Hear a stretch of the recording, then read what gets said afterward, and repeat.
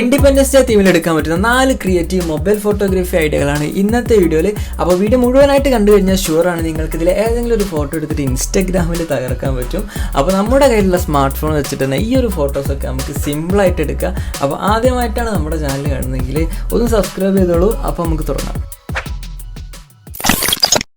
ആദ്യത്തെ ഫോട്ടോ എടുക്കാനായിട്ട് നമുക്ക് 3 ത്രെഡ് റോളുകൾ വേണം. നമ്മുടെ ഫ്ലാഗിൻ്റെ കളർ കോമ്പിനേഷനിൽ വരുന്ന 3 ത്രെഡ് റോളുകൾ, പിന്നെ ഒരു സൂചി കൂടെ, നമ്മൾ മെഷീനിലൊക്കെ ഉപയോഗിക്കുന്ന സൂചി മതി. അപ്പോൾ കുറച്ചുകൂടി ഹോള് വലിയ സൂചിയാണെങ്കിൽ അടിപൊളിയാക്കാൻ പറ്റും. അപ്പോൾ ഈ 3 ത്രെഡിൻ്റെ ഈ 3 റോളിൻ്റെ ഓരോരോ ത്രെഡുകൾ എടുത്തിട്ട് നമ്മൾ സൂചിയിലേക്ക് അങ്ങോട്ട് കോർത്തിടുക. പിന്നെ ബാക്ക്ഗ്രൗണ്ട് ആക്കിയിട്ട് നമ്മൾ വേറെ ഒന്നും തന്നെ സെറ്റ് ചെയ്യേണ്ട ആവശ്യമില്ല. നമ്മൾ ആ ത്രെഡ് റോളുകൾ നമ്മൾ ഫ്ലാഗിൻ്റെ ഒരു കോമ്പിനേഷനിൽ മുകളിൽ നിന്ന് താഴേക്ക് വരുന്ന രീതിയിൽ സെറ്റ് ചെയ്ത് വയ്ക്കുക. പിന്നെ നമ്മുടെ ഈ ഒരു ഫോട്ടോ എടുക്കാൻ ഒരാളും കൂടെ നമ്മുടെ മാക്രോ ലെൻസ് ആണ്. ഫോണിലേക്ക് ഡയറക്റ്റ് നമ്മുടെ മാക്രോ ലെൻസ് കണക്ട് ചെയ്ത് വെച്ചിട്ട് ഈ ഒരു എഫക്റ്റ് കിട്ടും. അപ്പോൾ നമുക്ക് ഡിഫറെൻറ്റ് ആംഗിളിൽ ഫോട്ടോ എടുത്ത് നോക്കുക.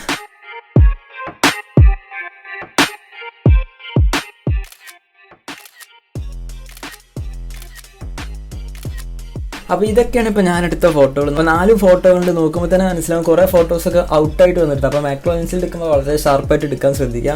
അപ്പോൾ ചില ഔട്ട് കിട്ടുന്ന നല്ല ഫോട്ടോസൊക്കെ അടിപൊളിയായിട്ട് വന്നിട്ടുണ്ട്. അപ്പോൾ ഈ ഒരു ഫോട്ടോ നമുക്ക് ഇനി കളർ ഗ്രേഡ് ചെയ്യാനായിട്ട് എഡിറ്റ് ചെയ്യാനായിട്ട് നേരെ പിക്സാർട്ടിൽ കൊണ്ടിടുക.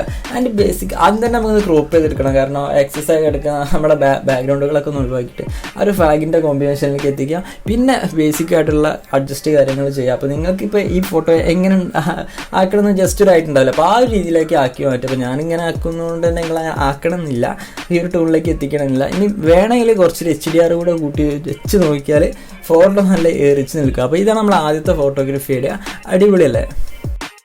ഇനി രണ്ടാമത്തെ ഫോട്ടോ അല്പം എക്സ്പെരിമെൻ്റലാണ്. നമ്മൾ ഇതിൻ്റെ ഡീറ്റെയിൽഡ് ഇൻഡെപ്ത് ആയിട്ടുള്ള വീഡിയോ മുന്നേ ചെയ്തിട്ടുണ്ടായിരുന്നു. Bubble photography. ഒരു ഗ്ലാസ്സിലേക്ക് വെള്ളം എടുക്കുക, അതിലേക്ക് ബബിൾസ് ഫോം ചെയ്യാനായിട്ട് ഓയിൽ ഫില്ല് ചെയ്ത് കൊടുക്കുക. അപ്പോൾ നമ്മൾ എത്രത്തോളം ഓയിൽ ഫില്ല് ചെയ്യും അത്രത്തോളം നമുക്ക് ബബിൾസ് കിട്ടും. എക്സെപ്റ്റ് നമ്മുടെ ബബിൾസിൻ്റെ പകരം നമ്മൾ സോപ്പിൻ്റെ പദം ഉപയോഗിക്കാൻ പറ്റും. ഇനി നമ്മുടെ ഒരു ഫ്ലാഗിൻ്റെ വാൾപേപ്പർ ഗൂഗിളിൽ നിന്ന് എടുത്താൽ മതി. അതിന് മുകളിലേക്ക് നമ്മളിപ്പോൾ നേരത്തെ സെറ്റ് ചെയ്ത് വെച്ചാൽ ഗ്ലാസ് പ്ലേസ് ചെയ്യുക. നല്ലപോലെ ഷേക്ക് ചെയ്ത് കൊടുത്താൽ ബബിൾസ് ഫോം ചെയ്യാൻ പറ്റും. നമ്മൾ നേരത്തെ പറഞ്ഞ പോലെ സോപ്പ് പദം ഉപയോഗിച്ചിട്ടും ചെയ്യാൻ പറ്റും. സോപ്പ് പദം ഉപയോഗിച്ചും ചെയ്യാം. ഇനി നമുക്ക് ഫോട്ടോ എടുക്കാം.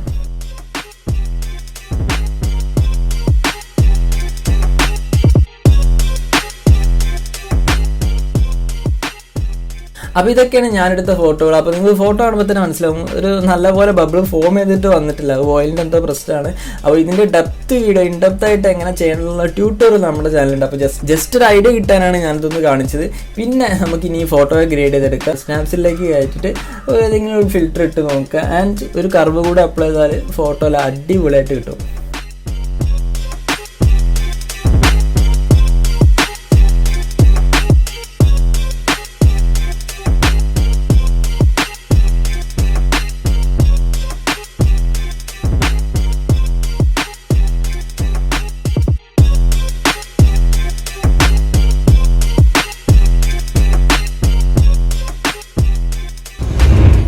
ഇനി നമുക്കൊരു നാരങ്ങ വേണം. സർവത്ത് അടിക്കാനല്ല, നമ്മുടെ മൂന്നാമത്തെ ഫോട്ടോ എടുക്കാനാണ്. അപ്പോൾ നാരങ്ങ സെൻറ്ററിലൂടെ കട്ട് ചെയ്ത് ഒരു റൗണ്ട് ഷേപ്പിൽ കട്ട് ചെയ്തെടുക്കുക.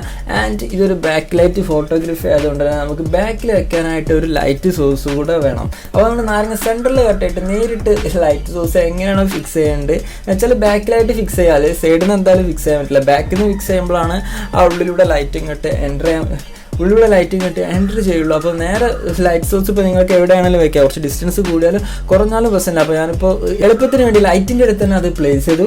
ഇനി നമ്മുടെ സ്വന്തം മാക്രോ ലെൻസ് വെച്ചിട്ടാണ് ഫോട്ടോ എടുക്കുന്നത്. അപ്പോൾ നിങ്ങൾക്ക് നാരങ്ങയുടെ ഷേപ്പ് ഇപ്പോൾ കണ്ടാൽ തന്നെ മനസ്സിലാവും അതൊരു കറക്റ്റ് ഒരു സർക്കിളല്ല കിട്ടുക. അപ്പോൾ നിങ്ങൾ ചെയ്യുമ്പോൾ അതുകൂടെ ഒന്ന് ശ്രദ്ധിക്കാം.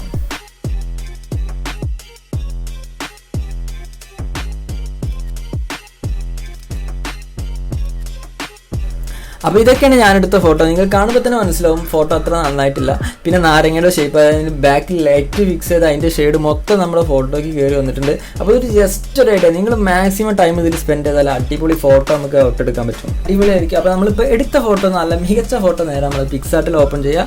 ആസ് നമ്മൾ ക്രോപ്പ് ചെയ്തിട്ട് ബാക്കി ഭാഗങ്ങളൊക്കെ ഒഴിവാക്കണമെങ്കിൽ ഒഴിവാക്കാം. നിങ്ങൾക്ക് ഫോട്ടോ കാണുമ്പോൾ തന്നെ മനസ്സിലാവും നല്ലപോലെ കോളായിട്ടുണ്ട്. പക്ഷേ ആ ലൈറ്റ് അഡ്ജസ്റ്റ്മെൻറ്റ് പക്കയാണെങ്കിൽ ഉണ്ടല്ലോ ഈ റിസൾട്ട് വേറെ ലെവലായിരിക്കും. ഇനി നമുക്ക് ഫ്ലാഗിൻ്റെ ഒരു ഒരു ഷെയ്ഡ് കൊണ്ടുവരാനായിട്ട് നമുക്ക് നേരെ ഡ്രോയിൽ പോവുക. ഡ്രോയിൽ പുതിയ ലെയർ ഉണ്ടാക്കുക. അപ്പോൾ 3 ലെയർ നമ്മൾ ഈ ഡ്രോ വെച്ചിട്ട് ഒരുപാട് 1-2 ട്യൂട്ടോറിയൽസ് നമ്മൾ ചെയ്തിട്ടുണ്ട്. അപ്പോൾ ഇൻഡെപ്ത് ആയിട്ട് നിങ്ങൾക്ക് അറിയണമെങ്കിൽ ജസ്റ്റ് ആ വീഡിയോ ഒന്ന് പോയിട്ട് വിസിറ്റ് ചെയ്താൽ മതി. അപ്പോൾ നമ്മൾ പെട്ടെന്ന് ഇതിൽ പറഞ്ഞു പോകുന്നു. അതായത് ഡ്രോയിൽ പോയിട്ട് 3 ലെയർ ഉണ്ടാക്കുക. ആ 3 ലെയറിലും 3 കളേഴ്സ് ആ 3 ലെയറിലും 3 കളർ വെച്ചിട്ട് സെറ്റ് ചെയ്യുക. ആൻഡ് നമ്മുടെ ബ്രഷിൻ്റെ ഓപ്പോസിറ്റ് കുറച്ച് മിനിമൈസ് ചെയ്തിട്ടാൽ അധികം ബോറാത്ത രീതിയിൽ നമുക്ക് അതിന് ഡ്രോ ചെയ്യാൻ പറ്റും. ആൻഡ് ഫുള്ള് ഡ്രോ ചെയ്ത ശേഷം നേരെ 3 ലെയറും സെലക്ട് ചെയ്യുക. അതായത് നമ്മുടെ സെൻറ്ററും മിഡും എല്ലാ 3 കളറിൻ്റെ ലെയർ സെലക്ട് ചെയ്ത ശേഷം നേരെ നമ്മൾ ലെയറിൻ്റെ പ്രോപ്പർട്ടിയിൽ പോയിട്ടൊന്ന് ഓവർലേ ഇട്ട് കൊടുത്താൽ ആ കളറിനൊരു ഒറിജിനാലിറ്റി കിട്ടും. കാരണം ആ ഒരു ലെമണിലുള്ള കളറാണെന്നുള്ള ഒരു പക്ക ഫീൽ, ആ കളറിനൊരു ഒറിജിനാലിറ്റി കിട്ടും. കറക്റ്റ് ആ ഫീൽ തന്നെ കിട്ടുമെങ്കിൽ നമുക്ക് വേണമെങ്കിൽ ബാക്ക് വന്നിട്ട് HDR ആഡ് ചെയ്യാം. എന്നിട്ട് നമ്മുടെ ബാക്ക്ഗ്രൗണ്ടിൽ നിന്ന് ബ്ലറാക്കി കഴിഞ്ഞാൽ തന്നെ ഫോട്ടോയെ നമുക്ക് നല്ല മികവുറ്റതാക്കാൻ പറ്റും. അപ്പോൾ ഇതാണ് നമ്മുടെ 3ാമത്തെ ഫോട്ടോഗ്രാഫി ഐഡിയ. നമുക്ക് 4ാമത്തെ നോക്കാം.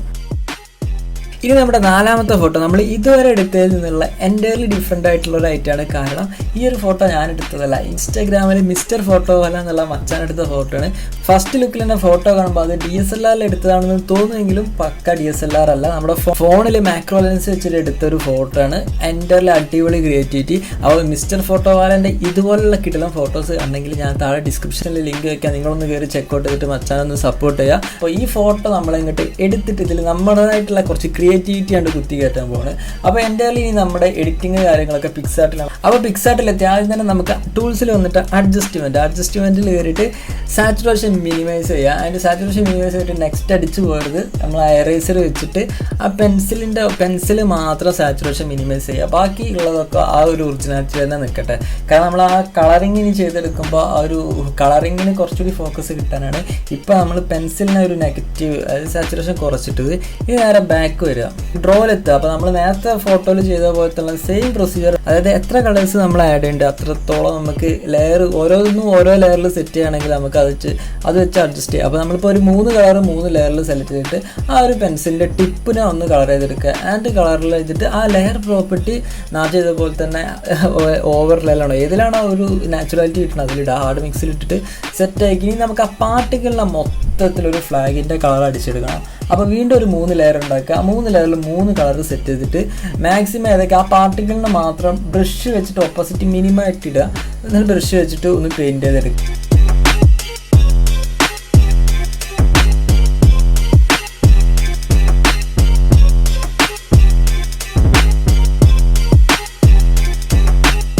അപ്പോൾ കഴിഞ്ഞ് നമ്മുടെ 3 കളറും അടിപൊളിയായിട്ട് സ്കാറ്റേഡ് ചെയ്തിട്ട് എടുത്തിട്ടുണ്ട്. അപ്പോൾ ഫോട്ടോ ഇപ്പോൾ കുറച്ചുകൂടി ഒരു ഹൈ ലെവൽ നെക്സ്റ്റ് ലെവലിലേക്ക് വന്നു. അപ്പോൾ ഇത്രയൊക്കെ തന്നെ ഉള്ളൂ. അപ്പോൾ ഇതാണ് നമ്മൾ ക്രിയേറ്റ് ചെയ്ത 4 ഫോട്ടോസ്. അടിപൊളിയല്ലേ? സിമ്പിളായിട്ട് തന്നെ നിങ്ങൾക്ക് ഇത് എടുക്കാൻ പറ്റുമെന്ന് തോന്നുന്നു. പിന്നെ നമ്മൾ എക്സ്ട്രാ ഒരു മാക്രോ ലെൻസ് മാത്രമേ ഉപയോഗിച്ചിട്ടുള്ളൂ. അപ്പോൾ മാക്രോ ലെൻസ് ഇല്ലാത്തവർ കുറച്ചൊന്ന് സൂം ചെയ്തിട്ട് എടുത്താൽ മാക്രോയുടെ ഒരു എഫക്റ്റ് വരുത്താൻ കഴിയും. അപ്പോൾ എല്ലാവരും ഇപ്പോൾ തന്നെ ഒന്ന് ട്രൈ ചെയ്ത് നോക്കുക. ആൻഡ് ഫോട്ടോ നമ്മുടെ ഇൻസ്റ്റാഗ്രാമിലേക്ക് ഒന്ന് ടാഗ് ചെയ്തിട്ടുണ്ടെങ്കിൽ നമുക്ക് സ്റ്റോറീസിൽ ഒന്ന് ഫ്യൂച്ചർ ചെയ്യാവുന്നതാണ്. അപ്പോൾ അടുത്തൊരു ക്രിയേറ്റീവ് വീഡിയോ ആയിട്ട് കാണാം. Happy independence day.